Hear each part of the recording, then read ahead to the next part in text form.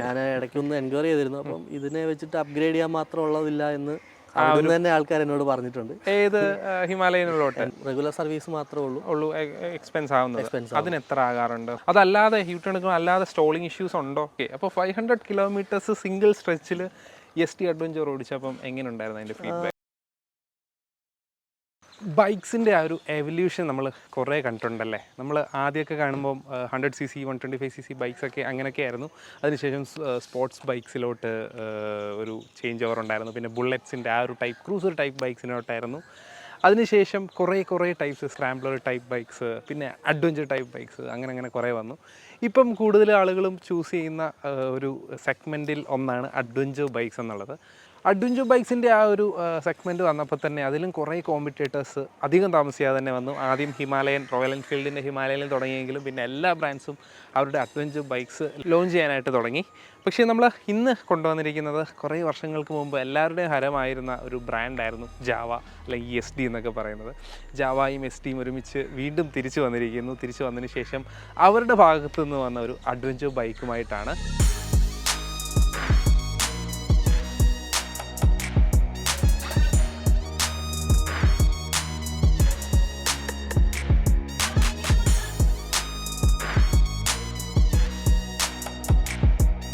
അപ്പോൾ ഇന്നത്തെ വീഡിയോ നമ്മൾ എസ് ഡി അഡ്വഞ്ചറിൻ്റെ ഒരു യൂസർ എക്സ്പീരിയൻസ് ആണ്. ഈ ബൈക്കിനെ പറ്റി പറയുമ്പോൾ ഇതൊരു 334cc ലിക്വിഡ് കൂൾഡ് എൻജിൻ തരുന്ന ഒരു ബൈക്കാണ്. 30 PS പവറും 29 Nm ഓഫ് ടോർക്കും പ്രൊഡ്യൂസ് ചെയ്യുന്ന അത്യാവശ്യം പവറൊക്കെ ഉള്ള ഒരു അഡ്വഞ്ചർ ബൈക്കാണ് എസ് ഡി അഡ്വഞ്ചർ എന്ന് പറയുന്നത്. അപ്പോൾ ഈ ഒരു ബൈക്കിൻ്റെ യൂസർ എക്സ്പീരിയൻസ് നമ്മൾ കുറേ കാലം മുമ്പ് ഒന്ന് ചെയ്തിട്ടുണ്ട്. നമ്മൾ വീണ്ടും ഇതിൻ്റെ ഒരു യൂസർ എക്സ്പീരിയൻസിനായിട്ടാണ് വന്നിരിക്കുന്നത്. വണ്ടി എങ്ങനെയുണ്ട്? ഇതിൻ്റെ മെയിൻ ഒരു കാര്യം പറയാനുള്ളത് പ്രൈസാണ്. കാരണം ഇപ്പോഴത്തെ അഡ്വഞ്ചർ ബൈക്സ്, ഈ ഒരു 300cc എബോവുള്ള ബൈക്ക് അഡ്വഞ്ചർ ബൈക്സ് നോക്കുകയാണെന്നുണ്ടെങ്കിൽ പ്രൈസ് ഇപ്പോൾ എല്ലാം 3 lakhs 4 lakhs പ്രൈസ് പോകുന്നത്. പക്ഷേ ഇതിൻ്റെ എക്സ് ഷോറൂം പ്രൈസ് എന്ന് പറയുന്നത് 2,20,000 rupees മാത്രമാണ്. അപ്പം അതാണ് ഇതിൻ്റെ ഒരു അഡ്വാൻറ്റേജ് ആയിട്ട് ഞാൻ കാണുന്നത്. അപ്പോൾ ആ ഒരു പ്രൈസിന് അഡ്വഞ്ചർ ബൈക്ക് സ്വന്തമാക്കാൻ പറ്റുമെന്നുണ്ടെങ്കിൽ അത് വെർത്താണോ, അതിൻ്റെ എക്സ്പീരിയൻസ് എങ്ങനെയുണ്ട് എന്നൊക്കെ ഉള്ളത് നമുക്ക് യൂസറിനോട് ഡയറക്റ്റ് ചോദിക്കാം. അതിനായിട്ട് ഇതിൻ്റെ യൂസറിനെ വീഡിയോയിലേക്ക് സ്വാഗതം ചെയ്യാം. ഇതാണ് എസ് ഡി അഡ്വഞ്ചറിൻ്റെ owner. Hi bro. Welcome to our channel. ബ്രോയുടെ പേരും എന്ത് ചെയ്യുന്നു എന്നുള്ളതും പ്രേക്ഷകരോട്. എൻ്റെ പേര് അഭിജിത്ത് എന്നാണ്. ഞാനിവിടെ ഡിസൈനറായിട്ട് കൊച്ചിയിൽ വർക്ക് ചെയ്യുന്നു. ഓക്കെ, അപ്പം എസ് ഡി അഡ്വഞ്ചർ സ്വന്തമാക്കി. ഇതിപ്പോൾ സ്വന്തമാക്കിയിട്ട് എത്ര നാളായി? ഇതിപ്പോൾ ഒരു 6 months ആവുന്നു. ഓക്കെ, വണ്ടി ഒരു 30,000 കിലോമീറ്റർ ഓടി നല്ല ഓട്ടമുള്ള വണ്ടിയാണ്. അപ്പം അത്രയും കിലോമീറ്റർ ഓടിയതിൻ്റെ എക്സ്പീരിയൻസ് എല്ലാം നമുക്കറിയണം. ആദ്യം തന്നെ ചോദിക്കേണ്ടത് എന്തുകൊണ്ട് എസ് ഡിയിലേക്ക് പോയി, അല്ലെങ്കിൽ എസ് ഡിയുടെ അഡ്വഞ്ചർ സ്വന്തമാക്കണം എന്ന് എന്തുകൊണ്ട് തോന്നി?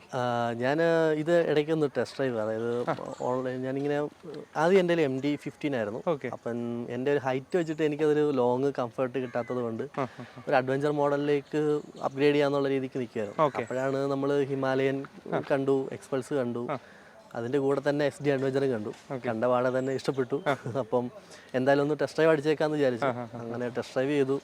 അപ്പം എൻ്റെ ഒരു ഫ്രണ്ടിന് ഹിമാലയൻ ഉണ്ടായിരുന്നു.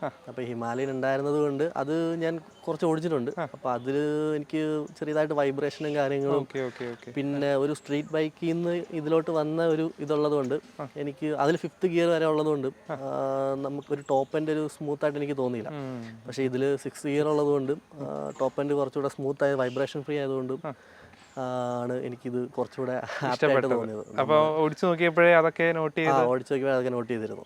നോട്ട് ചെയ്ത് ഇതിലോട്ട് വന്നു. അതെ, ഓക്കെ. അപ്പം ഇതെടുത്തിട്ട് 6 മാസമായെന്നല്ലേ പറഞ്ഞത്? അന്നപ്പോൾ ഓൺ റോഡ് പ്രൈസ് എത്രയായി? നമ്മൾ എക്സ് ഷോറൂം 2,20,000 ഞാൻ എടുത്തപ്പം 2.97 lakh ആയിരുന്നു. അതായത് 2,97,000 ആയിട്ടുണ്ട്. അപ്പം ഇതിൽ അന്ന് ഹിമാലയനൊക്കെ ഓൺ റോഡ്, അന്ന് ഹിമാലയനും എൻ്റെ അടുത്ത് 2.90 ഒക്കെയാണ് പറഞ്ഞത്.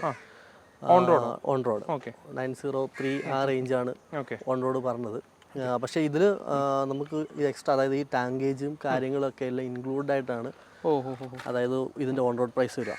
ഈ ടാങ്കേജും കാര്യങ്ങളും, പിന്നെ അടിയിലത്തെ ക്രാഷ് കാർഡ് കാര്യങ്ങളൊക്കെ.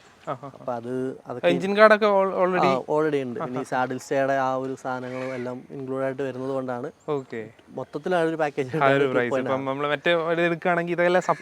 നമ്മൾ എല്ലാം 5,000 10,000 റേഞ്ച് ആയിരിക്കും ഓരോന്നിനും വില അല്ലേ? അതെല്ലാം ഇൻക്ലൂഡഡ് ആയിട്ടാണ് വന്നത്. അതെ അതെ, അഡ്വഞ്ചർ ബൈക്ക് ആകുമ്പോൾ ഇതെല്ലാം ഇൻക്ലൂഡഡ് ആയിട്ട് വരുമ്പോഴേ അതിന്റെ അഡ്വഞ്ചർ ബൈക്കിന്റെ ഒരു ലുക്ക് ലുക്ക് വരത്തുള്ളൂ. ഇതുണ്ടോ ഹാൻഡ് ഗാർഡ് ഉണ്ടായിരുന്നു? ഇല്ല, ഹാൻഡ് ഗാർഡില്ല. ഞാൻ ഇതിൽ ഹാൻഡ് ഗാർഡാണ് എക്സ്ട്രാ വെച്ചേക്കുന്ന ഓക്കെ. കാര്യങ്ങൾ. ബാക്കിയെല്ലാം സ്റ്റോക്കാണ് വന്നിട്ട്. Okay okay. പിന്നെ ഈ സ്ലൈഡേഴ്സും ഞാനിപ്പം എക്സ്ട്രാ ഫ്രെയിം സ്ലൈഡേഴ്സ് വെച്ചു. വെച്ചു. Okay okay. അന്ന് ഇതിന്റെ ബുക്കിംഗ് പീരീഡ് ഒക്കെ താമസം ഉണ്ടായിരുന്നു, വണ്ടി കിട്ടാൻ ബുക്ക് ഇല്ല, ചെയ്തിട്ട്? നമുക്ക് വണ്ടി നേരത്തെ ആയിരുന്നെങ്കിൽ ഇപ്പോൾ RTOയുടെ പുതിയ റൂൾസ് പ്രകാരം നമ്പർ പ്ലേറ്റ് കിട്ടിയിട്ടേ വണ്ടി വരത്തുള്ളൂ എന്നുള്ളൊരു കേസ് ഉള്ളതുകൊണ്ട് ഓക്കെ, ഒരു 10 days വെയിറ്റിംഗ് പീരീഡ് വന്നിരുന്നു. അത്രേ ഉള്ളായിരുന്നു. വണ്ടി സ്റ്റോക്ക് ഉണ്ടായിരുന്നു. സ്റ്റോക്ക് ഉണ്ടായിരുന്നു. അത് ഇത് OBD2 മോഡലാണ്. ഇതിന്റെ ഫസ്റ്റ് ജെൻ ഉണ്ട്. അത് കഴിഞ്ഞിട്ട് എപ്പോഴാണ് OBD2 ഇറങ്ങിയത്? OBD2 ആണ്. ജൂൺ ആ സമയത്തൊക്കെയാണ് കുറച്ചുകൂടെ ഇംപ്രൂവ്മെന്റ്സ് ഒക്കെ വരുത്തിയിട്ടായിരിക്കും. അതിന്ന് ഇതിനകത്തോട്ട് ഇതിന്റെ ചെയിൻ സ്പ്രോക്കറ്റിന്റെ ഒക്കെ ടീത്ത് കൂട്ടിയിട്ടുണ്ട് 47 ഒക്കെ. പിന്നെ എഞ്ചിൻ കുറച്ചുകൂടെ കൂടി കാണുമല്ലോ അപ്പോൾ. അതെ, ടോർക്ക് കുറച്ചുകൂടെ കൂടി. പിന്നെ എഞ്ചിൻ കുറച്ച് റിഫൈൻഡ് ആണ് ഇപ്പം. പഴയ വണ്ടി കുറച്ച് നോക്കിംഗ് ഒക്കെ ഉണ്ടായിരുന്നു. ഇതിൽ അങ്ങനത്തെ നോക്കിംഗ് പ്രശ്നങ്ങളൊന്നുമില്ല. ഓക്കെ, അങ്ങനെ നോക്കുമ്പോൾ ഓക്കെയാണ്. നമ്മൾ പഴയ റിവ്യൂ ചെയ്ത് എനിക്ക് തോന്നുന്നു ഒന്നര വർഷമെങ്കിലും ആയിട്ടുണ്ടെന്ന് തോന്നുന്നു. ഇതിപ്പം OBD2 വേർഷനാണ്. അതിൻ്റെ വ്യത്യാസങ്ങളൊക്കെ ഇതിൽ അറിയാനുണ്ട്. അപ്പം വണ്ടി കിട്ടിയിട്ട് ഇത്രയും കിലോമീറ്റർ ഓടിയ സ്ഥിതിക്ക് എന്തായാലും ലോങ് ഒക്കെ പോയിട്ടുണ്ടാവും? ലോങ് തീർച്ചയായിട്ടും. അധികം ലോങ് ഒന്നും പോയില്ല. ഒരു പെർ ഡേ ഒരു 500 കിലോമീറ്റേഴ്സോളം കവർ ചെയ്തിട്ടുണ്ട്. അത് ജസ്റ്റ് ഇവിടുന്ന് ഇങ്ങനെ റൗണ്ട് ട്രിപ്പ് പോലെയായിരുന്നു. ഇവിടുന്ന് നമ്മൾ വാൽപ്പാറ, പൊള്ളാച്ചി, പാലക്കാട്, തിരിച്ച് ഇവിടെ തന്നെ അതിരപ്പള്ളി വഴിയാണ് അങ്ങനെ റൗണ്ട് ട്രിപ്പായിരുന്നു. അപ്പം ഹിൽസും ഹൈവേസും എല്ലാം ഉണ്ടായിരുന്നു. ഓഫ് റോഡ് ഉണ്ടായിരുന്നോ അതോ റോഡെല്ലാം അടിപൊളിയായിരുന്നു? ഓഫ് റോഡും ഉണ്ടായിരുന്നു. നമ്മുടെ വാൽപ്പാറ ഇപ്പോൾ റോഡ് കൺസ്ട്രക്ഷൻ നടക്കുന്നത് കൊണ്ട് റോഡ് മൊത്തം മോശമായിരുന്നു. അവിടേക്ക് വെച്ചിട്ട് അത്യാവശ്യം ഈസി ആയിട്ട് കംഫർട്ടായിരുന്നു ഇതും കൊണ്ട് ട്രാവൽ ചെയ്യാൻ. ഞാൻ അത്യാവശ്യം ഓഫ് റോഡ് പോകുന്നതാണ്. അത് ശരി. അപ്പം എങ്ങനെയുണ്ട് ഇതിന്റെ ഇത് ഒത്തിരി യാത്ര ചെയ്യുമ്പം സീറ്റിംഗ് കംഫർട്ട് വേദന എടുക്കുമോ? ലോങ് സീറ്റിംഗ് കംഫർട്ട് സിറ്റിയിലൊക്കെ ഓക്കെയാണ്. പക്ഷെ നമുക്കൊരു 300 kilometers ഒക്കെ പോയി കഴിഞ്ഞാൽ ഇതിന്റെ സീറ്റിംഗ് കംഫർട്ട് അത്ര ഇതല്ല. കുറച്ച് ഹാർഡാണ്. കുറച്ച് കുഷൻ ചെയ്യുവാണെങ്കിൽ ബെറ്റർ ആയിരിക്കും. 300 കിലോമീറ്റർ കഴിഞ്ഞാൽ അതെ, സാധാരണ അങ്ങനെ എല്ലാവരും ഉപയോഗിക്കുന്ന കാര്യമല്ല. അല്ല, നോർമൽ വണ്ടികളിലും ഇപ്പൊ 300 കിലോമീറ്റർ ഒക്കെ കഴിയുമ്പോൾ അതെ അതെ, അതാണ്. എന്നാലും നമുക്കൊരു ആ ഒരു റേഞ്ച് ആകുമ്പോഴത്തേനും ഇതിന്റെ സീറ്റ് കുറച്ച് ഹാർഡായിട്ട് ഫീൽ ചെയ്യും. നമ്മൾ അപ്പത്തെ ഓൾറെഡി വണ്ടി ഓടിച്ച് ടയർഡ് ആവുമല്ലോ. അത് കഴിഞ്ഞ് കഴിയുമ്പോൾ പിന്നെ ഒന്ന് റെസ്റ്റ് ഒക്കെ. അതെ. അപ്പം നമ്മൾ ടയർഡ് ആവും, വണ്ടി ടയർഡ് ആവുന്നതായിട്ട് ഫീൽ ചെയ്തിട്ടുണ്ട്? ഇല്ല, വണ്ടിക്ക് അങ്ങനെ യാതൊരു പ്രശ്നങ്ങളും ഇല്ല ലോങ് പോകുന്നതിൽ. ഈ 500 കിലോമീറ്റർ ഒറ്റ സ്ട്രെച്ച് ആയിരുന്നോ അതോ സ്റ്റേ ഉണ്ടായില്ല? ഇല്ല, സ്റ്റേ ഇല്ല. മീൻസ് ഇടയ്ക്ക് സ്റ്റോപ്പ് അല്ലാതെ ഇല്ല, സ്റ്റേ ഒന്നും ഇല്ല. രാവിലെ പോയി ഈവനിങ് നൈറ്റ് ആയപ്പോൾ തിരിച്ചു വരുമായിരുന്നു. ഓക്കെ, അപ്പോൾ 500 കിലോമീറ്റേഴ്സ് സിംഗിൾ സ്ട്രെച്ചിൽ ST അഡ്വഞ്ചർ ഓടിച്ചപ്പം എങ്ങനെ ഉണ്ടായിരുന്നു അതിന്റെ ഫീഡ്ബാക്ക്? അത്യാവശ്യം നല്ല ഫീഡ്ബാക്ക് തന്നെയായിരുന്നു. വേറെ കുഴപ്പങ്ങളൊന്നും ഉണ്ടായില്ല. 30 PS പവർ ഉണ്ട്. അതെ അതെ. അപ്പോൾ അത് എങ്ങനെ മറ്റു കൂടെയുള്ള ബൈക്സുമായിട്ട് കോമ്പീറ്റ് ചെയ്ത്? കൂടെയുള്ള ബൈക്സ് എന്ന് പറഞ്ഞാൽ ഞങ്ങൾ സെയിം SD ടീമിൽ നിന്ന് തന്നെയാണ്. മീൻസ് SD-യുടെ ഞങ്ങൾ കുറച്ച് ഫ്രണ്ട്സ് ഉണ്ട്. അപ്പോൾ അവരായിട്ട് ഞങ്ങളെല്ലാം കൂടെ ഷോറൂമിൽ നിന്നാണോ അതോ? അല്ലല്ല, ഫ്രണ്ട്സ് ആയിട്ട്. ഓക്കെ, SD-യുടെ ഗ്യാങ് ഉണ്ട്. SD-യുടെ ഗ്യാങ് ഉണ്ട് ഓൾറെഡി. ട്രെയിലർ റൂട്ട്സ് എന്ന് പറഞ്ഞിട്ട് SD-യുടെ ഗ്രൂപ്പ് ഒക്കെ ഉണ്ട്. അപ്പോൾ ഞങ്ങൾ അതിൽ കുറച്ച് മെമ്പേഴ്സ് ഉണ്ട്. ഞങ്ങൾ അങ്ങനെയാണ് പോയത്. പിന്നെ ഞങ്ങളുടെ കൂടെ ഒരു BMW-ന്റെ GS310 ഉണ്ടായിരുന്നു. അപ്പം കുഴപ്പമില്ലായിരുന്നു. അത്യാവശ്യം കംഫർട്ടായിരുന്നു പോയിട്ട് വരാൻ. വേറെ അതായത് ഞാൻ MD-ന്ന് വന്നതുകൊണ്ട് എനിക്കിത് കുറച്ച് കംഫർട്ടാണ്. അതായത് എൻ്റെ ഹൈറ്റ്, മറ്റേത് എനിക്ക് കാല് കുറച്ച് സ്പോട്ടി ആയതുകൊണ്ട് കാല് കുറേ കൂടെ മടക്കി വെക്കണം. ലോങ് പോകുമ്പോഴത്തേനും അത്രയും കംഫർട്ടായിരിക്കില്ല. അതെ അതെ അതെ. പിന്നെ വണ്ടിക്ക് നല്ല ഹൈറ്റ് ഉണ്ട്. വണ്ടിക്ക് ഹൈറ്റ് ഉണ്ട്, നല്ല വെയിറ്റ് ഉണ്ട്. അതിനെ പറ്റിയാണ് അടുത്തത്. വെയിറ്റ് കൂടുതലാണ് എന്ന് ഫീൽ ചെയ്ത് വണ്ടി എടുത്തങ്ങ് തിരിച്ചു വെച്ചപ്പോഴും അതെങ്ങനെ മാനേജ് ചെയ്യാൻ പറ്റുന്നുണ്ടോ? അതോ ഇത് ആദ്യം എടുത്ത സമയത്തൊക്കെ എനിക്ക് വണ്ടി നല്ല വെയിറ്റ് ആയിരുന്നു. പിന്നെ വണ്ടി നമ്മൾ ഓഫ് കോഴ്സ് ഒരു വണ്ടി എടുത്ത് യൂസ്ഡ് ആയി കഴിഞ്ഞ് കഴിഞ്ഞാൽ പിന്നെ ഇതിന്റെ വെയിറ്റ് നമുക്ക് മാനേജബിൾ ആയിട്ട് മാറും.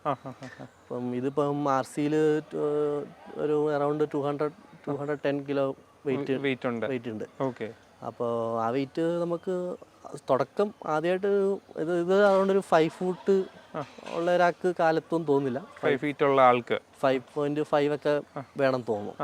അപ്പോൾ അങ്ങനെയുള്ള ഒരാൾക്ക്, അതായത് 2 flat foot മാനേജ് ചെയ്യാൻ പറ്റുന്ന ഒരാൾക്ക്, കുറച്ച് ഷോർട്ടായിട്ടുള്ളവർക്ക് റെക്കമെൻഡ് ചെയ്യാൻ പറ്റില്ല എന്നുള്ളതേ ഉള്ളൂ. ഒരു ആവറേജ് മുകളിലോട്ടുള്ളവർക്കും സഡൻ ആയിട്ട് യൂട്ട് എടുക്കുമ്പോൾ സ്റ്റാളായി കഴിഞ്ഞാലും നമ്മൾ കാലിൽ താങ്ങി നിർത്താൻ പറ്റിയില്ലെങ്കിൽ മറിഞ്ഞു വീഴാനുള്ള ചാൻസ് ഉണ്ട്. ഓക്കെ. അതല്ലാതെ യൂട്ട് എടുക്കുമ്പോൾ അല്ലാതെ സ്റ്റോളിംഗ് ഇഷ്യൂസ് ഉണ്ടോ? എനിക്ക് ആദ്യം എടുത്ത ടൈമിലൊക്കെ ഉണ്ടായിരുന്നു. പിന്നെ അത് പോയി. ഇപ്പം അങ്ങനത്തെ പ്രശ്നങ്ങളൊന്നും ഇല്ല, കുഴപ്പമൊന്നുമില്ല. എനിക്ക് അങ്ങനെ 1-2 ഇഷ്യൂസ് ഉണ്ടായിരുന്നു. അത് വണ്ടി ഇറങ്ങിയ സമയത്ത് ഒരു 6000 kilometers ഒക്കെ ആയപ്പോൾ തന്നെ 4000-ലും 6000-ലും ഒക്കെ ആയിട്ട് 2 മേജർ ഇഷ്യൂസ് വന്നിരുന്നു. അതായത് ഒന്ന് ഇതിൻ്റെ എനിക്ക് എപ്പോഴും എഞ്ചിൻ്റെ വാണിംഗ് ലൈറ്റ് കത്തുമായിരുന്നു. ഓക്കെ. അപ്പോൾ നമ്മുടെ കൊച്ചി ക്ലാസിക് മോട്ടോഴ്സിലാണ് സർവീസ് ചെയ്യുന്നത്. അപ്പോൾ അവിടെ കൊണ്ട് കാണിച്ചു. അപ്പോൾ അവരിത് ചെക്ക് ചെയ്യുമ്പോൾ ലാംഡ സെൻസറിൻ്റെ ഇഷ്യൂ ആണ് കാണിക്കുന്നുണ്ട്. അപ്പോൾ ഒരു 1-2 തവണയൊക്കെ വന്നു, അവർ ക്ലിയർ ചെയ്തു. വീണ്ടും വരാൻ തുടങ്ങിയപ്പം പിന്നെ അവർ വെച്ചിട്ട് ചെക്ക് ചെയ്ത് ലാസ്റ്റ് വാറണ്ടിയിൽ ഇതിൻ്റെ ഫുള്ള് വയറിംഗ് കിറ്റ് മാറ്റേണ്ടി വന്നിട്ടുണ്ട്. ഓക്കെ, എല്ലാം മാറ്റി തന്നു. എല്ലാം അതിൻ്റെ എൻ്റെ വയറിംഗ് കിറ്റ് മാറ്റി കഴിഞ്ഞപ്പോഴാണ് ആ ഇഷ്യൂ സോർട്ട് ആയത്. ഓക്കെ. അപ്പോൾ ആ ഇഷ്യൂ വേറെ ആർക്കെങ്കിലും വന്നോ? ഇഷ്യൂ ഇത് കോമൺ ആയിട്ട് വരുന്ന ഒരു ഇഷ്യൂ ആണ് ലാംഡ സെൻസർ ഇഷ്യൂ. അത് നോർമലി അത് ലാംഡ സെൻസർ മാറുമ്പോൾ തന്നെ അത് റെഡി ആവേണ്ടതാണ്. പക്ഷെ എന്നെ എന്തോ മാറിയിട്ടും വീണ്ടും കണ്ടിന്യൂസ് വന്നതുകൊണ്ട് അവരൊരു 2-3 ഡേയ്സ് അവിടെ വെച്ചിട്ട് ഇത് ഫുള്ള് വയറിംഗ് കിറ്റ് റിപ്ലേസ് ചെയ്ത് തന്നു വാറണ്ടിയിൽ. ഓക്കെ. പിന്നെ വേറെ എന്ന് പറഞ്ഞാൽ ഇതേപോലെ ഒരു ലോങ് പോയപ്പോഴാണ് എനിക്ക് first engine oil leak start ചെയ്യുന്നത്. ഓക്കെ. ആദ്യം എനിക്ക് റൈറ്റ് സൈഡിൽ നിന്ന് വന്നു. അത് ഇവിടെ കൊച്ചിയിൽ ഓടിയപ്പോൾ തന്നെ കണ്ടതാണ്. അവിടെ തന്നെ സർവീസ് സെൻ്റർ കാണിച്ചു, അത് ഫിക്സ് ചെയ്ത് തന്നു, കുഴപ്പമില്ലായിരുന്നു. ഇതേപോലെ ഞാൻ ഇതുപോലെ ഒരു പൊള്ളാച്ചി വഴി ഇതുപോലെ എവിടെ ഒരിടത്ത് ലോങ് പോയിക്കൊണ്ടിരുന്നപ്പോഴാണ് എനിക്കിതിൻ്റെ റൈറ്റ് സൈഡിൽ ആദ്യമായിട്ട് എഞ്ചിൻ ഓയിൽ ലീക്ക് വരുന്നത്. ഓക്കെ. അപ്പോൾ അതും നമ്മൾ അവിടെ വെച്ചിട്ട് സർവീസ് സെൻ്റർ വിളിച്ചു. നമുക്ക് അറിയാവുന്ന സർവീസ് മാനേജേഴ്സൊക്കെ ഉണ്ട്. അപ്പോൾ പുള്ളി അവർ വിളിച്ചപ്പോൾ അവർ പറഞ്ഞു ചെറിയ ലീക്കാണെങ്കിൽ കുഴപ്പമില്ല, നാട്ടിലെത്തിച്ചിട്ട് നമുക്ക് വണ്ടി കൊണ്ട് കൊടുത്താൽ മതി, അവരെല്ലാം ക്ലിയർ ചെയ്ത് തരാമെന്ന് പറഞ്ഞു. അപ്പോൾ അങ്ങനെ കൊടുത്ത് ഒരു തവണ റെഡിയായി. പിന്നെ ഇതുപോലെ ഒരു ലോങ് പോയപ്പോൾ വീണ്ടും സെയിം ഇഷ്യൂ റിപ്പീറ്റ് ആയി. അപ്പോൾ അതും ഇതുപോലെ വിളിച്ച് പറഞ്ഞു. അപ്പോൾ അവർ പറഞ്ഞു കൊണ്ടുവന്നാൽ മതി, സെറ്റ് ചെയ്ത് തരാമെന്ന് പറഞ്ഞു. അങ്ങനെ കൊടുത്തു. അപ്പോൾ അവർ പഴയ പോലെ തന്നെ ചെയ്യാണ്ട് അവർ വണ്ടി 2 ദിവസം വെച്ചിട്ട് അവർ വാറണ്ടിയിൽ അവർ കേസിങ് ഫുള്ള് റിപ്ലേസ് ചെയ്ത് അവർ തന്നിരുന്നു. കാരണം അവർ പറഞ്ഞത് വീണ്ടും ടൈറ്റ് ചെയ്ത് ചിലപ്പോൾ ഇനിയും വരാം, അപ്പോൾ ആ ഒരു ചാൻസ് ഉള്ളത് കൊണ്ട് നമ്മൾ ടൈറ്റ് ചെയ്യുന്നില്ല, വാറണ്ടിയിൽ തന്നെ റിപ്ലേസ് ചെയ്ത് തരാമെന്ന് പറഞ്ഞിട്ട് അവരങ്ങനെ ആ ഇഷ്യൂ സോർട്ട് ചെയ്തു. അങ്ങനെ അതാണ് എൻ്റെ മേജർ ഇഷ്യൂസ് വന്നത്. അത് 7,000 കിലോമീറ്ററിലാണ് എഞ്ചിൻ ഓയിലിലേക്ക് പ്രശ്നം വന്നത്. അതല്ലാണ്ട് വേറെ ഇഷ്യൂ ഇത്ര നാളായിട്ട് യാതൊരു പ്രശ്നമില്ല. നോർമലി ഒരു കോമൺ ബൈക്കിന് എന്തൊക്കെയാണ് എനിക്ക് ഇടയ്ക്കൊന്ന് ബ്രേക്ക് സ്പോഞ്ച് ബ്രേക്ക് പോലെ ആയിരുന്നു. അതൊക്കെ നോർമലി എല്ലാ ബൈക്കിലും എൻ്റെ MDക്ക് ഉണ്ടായിരുന്നു. ആ ഒരു ഇഷ്യൂസ് ഒക്കെ ആയിരുന്നു വന്നതല്ലേ. പിന്നെ അത്രയും കിലോമീറ്റർ ലോങ് പോയപ്പോൾ മൈലേജ് എന്തായാലും ടെസ്റ്റ് ചെയ്ത് കാണും. മൈലേജ് എത്ര കിട്ടുന്നുണ്ട്? മൈലേജ് ലോങ് പോയപ്പോൾ ഹൈവേയിലൊക്കെ ആണെങ്കിൽ ഒരു 33-34 ഒക്കെ ആ റേഞ്ച് കിട്ടാറുണ്ട്. പക്ഷെ ഞാൻ കൂടുതലും കൊച്ചി സിറ്റിയിൽ ട്രാഫിക്കിലായതുകൊണ്ട് ഒരു 25-20 ആ റേഞ്ച് എത്താറുണ്ട്. ട്രാഫിക് അതായത് ഡെഡ് ലോക്ക് ആയിട്ട് കിടക്കുമ്പോൾ നമുക്ക് എടുത്തു പോകാൻ പറ്റാത്ത ബസ്സിൽ മൂവ് ചെയ്തില്ലല്ലോ. അപ്പോൾ അങ്ങനെ കിടന്ന് എഴയുന്ന സമയത്ത് 20 ഒക്കെ എത്താറുണ്ട്. ആ ഒരു റേഞ്ചാണ്. ഓക്കെ, അതാണ് മൈലേജ്. പിന്നെ ഹീറ്റിംഗ് ഇഷ്യൂ എങ്ങനെയുണ്ട്? ഹീറ്റിംഗ് ഇഷ്യൂ ഹൈവേയിലൊന്നും കുഴപ്പമില്ല. ഹൈവേയിൽ നമ്മൾ അത്യാവശ്യം സ്പീഡിലൊക്കെ പോകുമ്പോൾ വലിയ പ്രശ്നങ്ങളൊന്നുമില്ല. പക്ഷേ ഇതുപോലെ ഡെഡ് ട്രാഫിക്കിൽ കിടന്നിട്ട് നമ്മൾ എഴുതുന്ന ഉടനെ ഇതിൻ്റെ ഹീറ്റിംഗ് കുഴപ്പമില്ല. പക്ഷേ ഇതിൻ്റെ റേഡിയേറ്റർ ഫാൻ റൈറ്റ് സൈഡിലോട്ടാണ് ഇതിൻ്റെ ചൂട് തെള്ളുക. അപ്പോൾ അത് കാരണം നമ്മുടെ റൈറ്റ് ലെഗിൽ നല്ല രീതിക്ക് ഹീറ്റ് അടിക്കും. ഷൂ ഇല്ലാണ്ട് എന്നെ കൊണ്ട് പറ്റൂല. എന്നെ കൊണ്ട് എനിക്കറിയാവുന്ന ഫ്രണ്ട്സിനാർക്കും ഷൂ ഇല്ലാണ്ട് ഇത് കുറച്ച് പാടാണ്. നമ്മൾ ഇങ്ങനെ ഡെഡ് ട്രാഫിക്കിൽ പോയി ഇരുന്ന് കഴിഞ്ഞാൽ നമുക്ക് നല്ല രീതിക്ക് ഹീറ്റ് ഉണ്ട്. ലിക്വിഡ് കൂളിലാണെങ്കിലും ആ റേഡിയേറ്റർ ഫാൻ്റെ ഒരു പൊസിഷൻ കാരണം അത് റൈറ്റിലോട്ടാണ് കറങ്ങുന്നത്, അതിൻ്റെ ഹീറ്റ് അടിക്കുന്നത്. അല്ലാണ്ട് വേറെ പ്രശ്നങ്ങളായിട്ടൊന്നുമില്ല. ഇതാണ് നമ്മൾ ഇതുവരെ നേരിട്ടുള്ള പ്രശ്നങ്ങൾ. പക്ഷേ അത് സോർട്ട് ചെയ്ത് കഴിഞ്ഞപ്പോൾ എല്ലാം ഓക്കെ ആയി. എങ്ങനെയുണ്ട് ഷോറൂമിന്റെ സപ്പോർട്ട്? എങ്ങനെയുണ്ട് ഷോറൂമിന്റെ? ഇപ്പൊ ഞാൻ പത്തനംതിട്ടയാണ് വീടെങ്കിലും ഞാൻ വണ്ടി എടുത്തത് ക്ലാസിക് മോട്ടോഴ്സ് കൊച്ചിന്നാണ്. അവിടെ തന്നെയാണ് ഇത്ര നാളും 7 സർവീസ് വരെ ഉണ്ടായിരുന്നു. ഇവിടെ തന്നെയാണ്. എനിക്ക് വേറെ പ്രശ്നങ്ങളൊന്നുമില്ല. അവരെല്ലാം അത്യാവശ്യം നല്ല സപ്പോർട്ടാണ്. അത്യാവശ്യം വണ്ടി ഇപ്പോൾ എനിക്ക് വന്ന് മേജർ ഇഷ്യൂസ് എല്ലാം അവർ തന്നെ റെക്ടിഫൈ ചെയ്ത് തന്നിരുന്നു. വേറെ കുഴപ്പങ്ങളൊന്നും. അതിന് വാറണ്ടീസും കാര്യങ്ങളെല്ലാം എല്ലാം അണ്ടർ വാറണ്ടിയിലാണ്. നമുക്ക് എക്സ്പെൻസ് ആയിട്ട് ഒന്നുമില്ല. സർവീസ് കോസ്റ്റ് മാത്രം, മീൻസ് റെഗുലർ സർവീസ് മാത്രമേ ഉള്ളൂ എക്സ്പെൻസ് ആവുന്നത്. അതിന് എത്ര ആകാറുണ്ട്? എനിക്ക് ഫസ്റ്റ് സർവീസ് വന്ന് 1000 കിലോമീറ്ററിലായിരുന്നു. അതിനുശേഷം വന്നിട്ട് 5000 കിലോമീറ്ററിൽ, അല്ല 6000 കിലോമീറ്റർ. അത് കഴിഞ്ഞിട്ട് പിന്നെ ഇപ്പോൾ 12,000 കിലോമീറ്ററിൽ. അതിനൊക്കെ എത്ര എക്സ്പെൻസ് ആയി? ഫസ്റ്റ് സർവീസ് വന്നിട്ട് എനിക്കൊന്ന് 1500 ആ റേഞ്ചൊക്കെ ആയിട്ടുള്ളൂ, 1500-1200. പിന്നെ സെക്കൻഡ് സർവീസും തേർഡ് സർവീസും ഒക്കെ ഒരു 1800 ആ റേഞ്ചേ ഉള്ളൂ റെഗുലർ സർവീസ്. പിന്നെ തേർഡ് സർവീസിൽ ഞാൻ വണ്ടി കുറച്ചൊന്ന് ഓഫ് റോഡ് അടിക്കാൻ പോയി. നമ്മൾ ആക്സിഡന്റ് ആക്കി കൊണ്ടുവരുന്നത് കൊണ്ട് നമുക്ക് എക്സ്ട്രാ കുറച്ച് സ്പെയർ വേണ്ടതുണ്ട്. ഓക്കെ 3000 റേഞ്ചൊക്കെ എനിക്ക് തേർഡ് സർവീസിലായി. നമ്മൾ വണ്ടി അങ്ങനെ കൊണ്ടുപോയി ഓടിച്ചുകൊണ്ട് വരുന്നതുകൊണ്ട് ഉള്ള എക്സ്പെൻസ്. അല്ല റെഗുലർ ആണെങ്കിൽ ഒരു 2000 ബിലോ റെഗുലർ സർവീസ് പോകും. എങ്ങനെയുണ്ട് ഓഫ് റോഡ് ഒക്കെ ചെയ്തിട്ട്? ഓഫ് റോഡ് ഒക്കെ ചെയ്തിട്ട് അത്യാവശ്യം കുഴപ്പമൊന്നുമില്ല. ഒരു വീഡിയോ അതിന്റെ സൈഡിൽ ആഡ് ചെയ്തിട്ടുണ്ട്. അതെ, അപ്പം ഓഫ് റോഡ് അത്യാവശ്യം നല്ലതാണ്.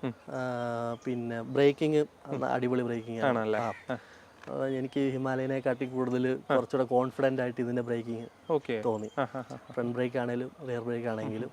പിന്നെ അത്യാവശ്യം വണ്ടിക്ക് നല്ല സ്റ്റെബിലിറ്റിയാണ്. ഇപ്പോൾ ഹൈവേയിലാണെങ്കിലും വിൻ ബ്ലാസ്റ്റ് അങ്ങനത്തെ സാധനങ്ങൾ ഉണ്ടെങ്കിൽ തന്നെ എൻ്റെ MT ഒക്കെ ആണെങ്കിൽ ഒന്ന് ആടി വലയും ചെറിയ സ്പീഡിൽ കയറും. പക്ഷെ ഇത് അങ്ങനത്തെ പ്രശ്നങ്ങളൊന്നുമില്ല. അത്യാവശ്യം നല്ല സ്റ്റെബിലിറ്റിയിൽ ഓടുന്ന ഒരു വണ്ടിയാണ്. കോർണറൊക്കെ ചെയ്തോ? കോർണറിംഗ് ഒക്കെ ചെയ്തു. അത്യാവശ്യം കോൺഫിഡൻ്റ് ആണ്, അത് യാതൊരു പ്രശ്നങ്ങളൊന്നുമില്ല. പിന്നെ സ്റ്റോക്ക് വരുന്ന ടയർ തന്നെ അത്യാവശ്യം നല്ല ലൈഫ് കൊണ്ട് ഗ്രിപ്പും ഉണ്ട്. അപ്പോൾ ഞാൻ ഇപ്പോൾ വീണ്ടും ടയർ മാറി വീണ്ടും സ്റ്റോക്ക് ടയർ തന്നെയാണ് ഇട്ടിരിക്കുന്നത്. അപ്പോൾ അതുകൊണ്ട് ഒരു ടയർ മാറേണ്ടി വന്നു. അതെ, ഇപ്പം ഒരു 12,500 ഒക്കെ ആയപ്പോഴത്തേനും ടയറിൻ്റെ, കാരണം വണ്ടി ഇത്ര വെയിറ്റ് ഉണ്ട്, അത്ര ലൈഫ് കിട്ടാൻ. വണ്ടി നല്ല വെയിറ്റ് ആണല്ലോ. കോർണറിംഗ് ഒന്നും കുഴപ്പമില്ല, അത്യാവശ്യം കുഴപ്പമൊന്നുമില്ല. പിന്നെ ഇപ്പോൾ എല്ലാവർക്കും ഡിസ്പ്ലേയിൽ സെറ്റിങ്സും കുറച്ച് ഫീച്ചേഴ്സ് ഒക്കെ വേണമല്ലോ. ഇതിന് എന്തൊക്കെയുണ്ട്, എന്തൊക്കെ യൂസ്ഫുൾ ആണ്? ഇതിലിപ്പം ബ്ലൂടൂത്ത് ഉണ്ട്. ഞാൻ ആദ്യം യൂസ് ചെയ്യുമായിരുന്നു. ഇപ്പം പിന്നെ ഞാൻ ഇന്റർകോം വെച്ചേക്കുന്നത് കൊണ്ട് മാപ്പ് ഓൾറെഡി ഗൂഗിൾ മാപ്പ് അങ്ങനെ സെറ്റ് ചെയ്തേക്കുന്നതുകൊണ്ട് ഇപ്പം ഇതിൽ യൂസ് ചെയ്യാറില്ല. ഓക്കെ, മാപ്പും കാര്യങ്ങളും അതിൻ്റെ കാണിക്കുമോ ഇതിൽ? ഇതിൽ മാപ്പിൽ കാണിക്കും. നമ്മുടെ SD അഡ്വഞ്ചറിൻ്റെ ആപ്പ് ഉണ്ട്. അപ്പോൾ ആപ്പ് കണക്ട് ചെയ്ത് കഴിഞ്ഞാൽ നമുക്ക് അതിൽ തന്നെ പോകേണ്ട ലൊക്കേഷൻ സെറ്റ് ചെയ്ത് കഴിഞ്ഞാൽ ഓട്ടോമാറ്റിക്കായിട്ട് ഇതിൽ ഡിസ്പ്ലേ 10x10 നാവിഗേഷൻസ് ഇതിൽ കാണിക്കും. പിന്നെ ബ്ലൂടൂത്ത് സെറ്റിംഗ് എല്ലാം കാണുമല്ലോ. ബ്ലൂടൂത്ത് ഇതിപ്പം ഇതിൽ നമുക്ക് അലേർട്ടുകൾ കാണിക്കും, കോള്, മെസ്സേജ്, പിന്നെ നെറ്റ്വർക്ക് കവറേജ്, മിസ്ഡ് കോൾ അലേർട്ടൊക്കെ ഐക്കൺസ് കാണിക്കും. നമുക്ക് അപ്പം മനസ്സിലാവും ഫോണിൽ കോൾ. എപ്പോഴും കണക്റ്റഡ് ആയിരിക്കും? എപ്പോഴും കണക്റ്റഡ് ആയിരിക്കും ബ്ലൂടൂത്ത് ഓൺ ആണെങ്കിൽ. വണ്ടി നിർത്തിയൊന്നും എടുക്കേണ്ട കാര്യമില്ല. നാവിഗേഷൻ കീസ് ഒക്കെ ഉണ്ട്, അത് വെച്ചാണോ കൺട്രോൾ? ഈ കീസ് എന്ന് പറയുന്നത് ഇതിൻ്റെ അകത്ത് കുറച്ച് നമുക്ക് ഓഡോമീറ്റർ, ട്രിപ്പ്, അതേപോലെ ഇതിനകത്ത് 3 മോഡുകളുണ്ട്. ഓഫ് റോഡ് മോഡ്, റെയിന്, പിന്നെ റോഡ് എന്ന് പറഞ്ഞിട്ട് 3 മോഡുകളുണ്ട്. അതായത് ABS-ന്റെ സെൻസിറ്റിവിറ്റി അഡ്ജസ്റ്റ് ചെയ്യാൻ വേണ്ടിയിട്ട്. അപ്പോൾ അതിൻ്റെ മാനേജ്മെൻറ്റ് സ്വിച്ചബിൾ ABS ആണ്. അപ്പോൾ അതിൻ്റെ മാനേജ്മെൻറ്റും കാര്യങ്ങളൊക്കെ ആയിട്ട് സ്വിച്ചസ് യൂസ് ചെയ്യുന്നത്. അതിന് ഇതുവരെ എങ്ങനെ ഇഷ്യൂസോ അതിൻ്റെ ഡിസ്പ്ലേയിൽ അങ്ങനെ ഇല്ല, അങ്ങനത്തെ പ്രശ്നങ്ങളൊന്നും, ബഗ്ഗുകളോ പ്രശ്നങ്ങളോ ഒന്നുമില്ല. യാതൊരു പ്രശ്നമൊന്നുമില്ല. മഴ പെയ്യുമ്പോൾ വെള്ളം കയറുന്ന ഇഷ്യൂസ് ഇതുവരെ അങ്ങനത്തെ പ്രശ്നങ്ങളൊന്നുമില്ല. എനിക്ക് മഴ പെയ്യുമ്പോൾ വെള്ളം കയറുന്ന ആകെ ഒരു ഇൻഡിക്കേറ്റർ മാത്രമേ ഉള്ളൂ. അത് മിക്ക വണ്ടികൾക്കും എനിക്ക് അവർ വാറണ്ടിയിൽ റിപ്ലേസ് ചെയ്ത് തന്നു. അതും ചെയ്തു തന്നു. വേറെ പ്രശ്നങ്ങളൊന്നുമില്ല. അങ്ങനത്തെ കൺസോൾ വൈസ് കുഴപ്പമൊന്നുമില്ല. അത്യാവശ്യം നല്ല ബ്രൈറ്റ്നസ്സും ആണ്. നമുക്ക് ബ്രൈറ്റ്നസ് അഡ്ജസ്റ്റ് ചെയ്യാം. ചെറിയ ലൈറ്റ് തൊട്ട് നല്ല ഹൈ ആയിട്ട് ബ്രൈറ്റ്നസ് അഡ്ജസ്റ്റ് ചെയ്യാം. അതുകൊണ്ട് നല്ല വെയിലുണ്ടെന്ന് പറഞ്ഞാലും കൺസോൾ ക്ലിയർ ആണ്. പിന്നെ പില്ലിയണെ വെച്ച് യാത്ര ചെയ്തിട്ടുണ്ടോ? പില്ലിയൻ കംഫർട്ട് എങ്ങനെയുണ്ട്? പില്ലിയണെ വെച്ച് ഞാൻ ഒരുപാട് ലോങ് പോയിട്ടില്ല, എന്നാലും അത്യാവശ്യം പോയിട്ടുണ്ട്. ഇതിൽ റൈഡർ സീറ്റിനെ അപേക്ഷിച്ച് പില്ലിയൻ സീറ്റ് കുറച്ചുകൂടെ കംഫർട്ട് ഉള്ളതായിട്ട് തോന്നുന്നുണ്ട്. കാരണം കുറച്ചുകൂടെ കുഷനിങ് ഉള്ളതുകൊണ്ട് റൈഡർ പില്ലിയൻസിന് കുറച്ച് കംഫർട്ടാണ് റൈഡറിനെ അപേക്ഷിച്ച്. ഇതിനെ ഇപ്പൊ കമ്പയർ ചെയ്യാൻ പറ്റിയ വണ്ടി ഹിമാലയൻ തന്നെയാണ്. ഹിമാലയന് ഇഷ്യൂസ് എന്ന് പറഞ്ഞാൽ അറിയാമല്ലോ. ചെയിനിന്റെ പ്രശ്നം ഉണ്ടായിരുന്നു, വൈബ്രേഷൻ ഇഷ്യൂസ് ഉണ്ടായിരുന്നു. അങ്ങനത്തെ ഇഷ്യൂസ് ഒന്നും ഇതിൽ വന്നിട്ടില്ല. അങ്ങനത്തെ ഇഷ്യൂസ് ഒന്നുമില്ല. ഇതിപ്പം 30,000 ആയി. ഇനിയിപ്പോൾ ഇതിന്റെ ചെയിൻ സ്പ്രോക്കറ്റ് മാറാറായിട്ടുണ്ട്. കുഴപ്പമില്ല. എന്നാലും ഇപ്പം ചെറിയ സൗണ്ട് ഉണ്ട് എന്നല്ലാണ്ട് വേറെ ഓവർലാപ്പിംഗ് അങ്ങനത്തെ പ്രശ്നങ്ങളൊന്നുമില്ല. ഇപ്പോൾ വണ്ടി സ്മൂത്ത് ആണ്. തുടക്കത്തിലുണ്ടായിരുന്ന OBD2 ഇറങ്ങിയപ്പോൾ എടുത്ത വണ്ടി ആയതുകൊണ്ട് അതിന്റെ കുറച്ച് ഇഷ്യൂസും സോർട്ട് ആയിട്ടുണ്ട്. സോർട്ടായി. പിന്നെ നിങ്ങളുടെ ഗ്രൂപ്പിലുള്ളവർക്കൊക്കെ എങ്ങനെയുണ്ട് വണ്ടിയെ പറ്റിയുള്ള? വണ്ടിയെ പറ്റി അത്യാവശ്യം നല്ല അഭിപ്രായം തന്നെയാണ്. അപ്പം വേറൊരാൾക്ക് ഈ വണ്ടി റെക്കമെൻഡ് ചെയ്യുമോ? എന്താണ് അതിനെ പറ്റിയുള്ള അഭിപ്രായം? വേറൊരാൾക്ക് ഞാൻ ഓഫ് കോഴ്സ് റെക്കമെൻഡ് ചെയ്യും.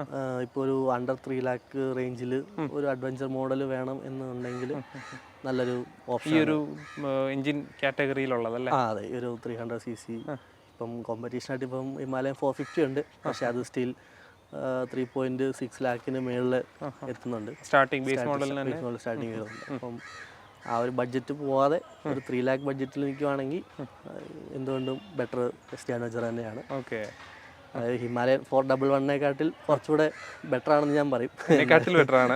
Okay okay. എന്നാലും മീൻസ് അതിനേക്കാൾ ബെറ്റർ ആണ്. അപ്പോൾ പുതിയ ഹിമാലയൻ ഇറങ്ങിയത് അതിന്റെ വൈബ്രേഷൻസ് ഒക്കെ വേറെ സോർട്ട് ചെയ്തിട്ടുണ്ടാവും. പിന്നെ അത് നമുക്ക് പിന്നെ അത് വെച്ചിട്ട് അതിന്റെ ബഡ്ജറ്റ് വെച്ച് ഇത് നമുക്ക് കമ്പയർ ചെയ്യാൻ പറ്റില്ല. അതുപോലെ അത് 450cc കൂടെ ആണ്. Okay okay. അപ്പോൾ അങ്ങനെ കമ്പയർ ചെയ്യാനുള്ള ഇതില്ല.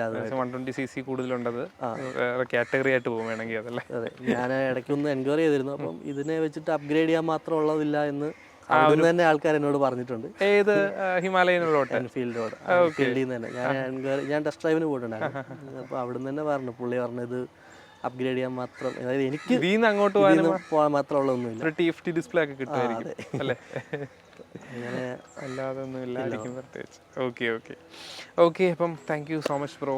ഓക്കെ, നല്ലൊരു യൂസർ എക്സ്പീരിയൻസ് തന്നു. വളരെ നന്ദി. നിങ്ങൾക്കും ഈ വീഡിയോ യൂസ്ഫുൾ ആയിട്ടുണ്ടെന്ന് പ്രതീക്ഷിക്കുന്നു. ഇതുപോലുള്ള യൂസർ എക്സ്പീരിയൻസ് വീഡിയോസ് കാണാനായിട്ട് നമ്മുടെ ചാനൽ സബ്സ്ക്രൈബ് ചെയ്യുക. നമ്മൾ പുതിയ വീഡിയോ ആയിട്ട് വീണ്ടും വരുന്നതായിരിക്കും. അതുവരേക്കും ഗുഡ് ബൈ.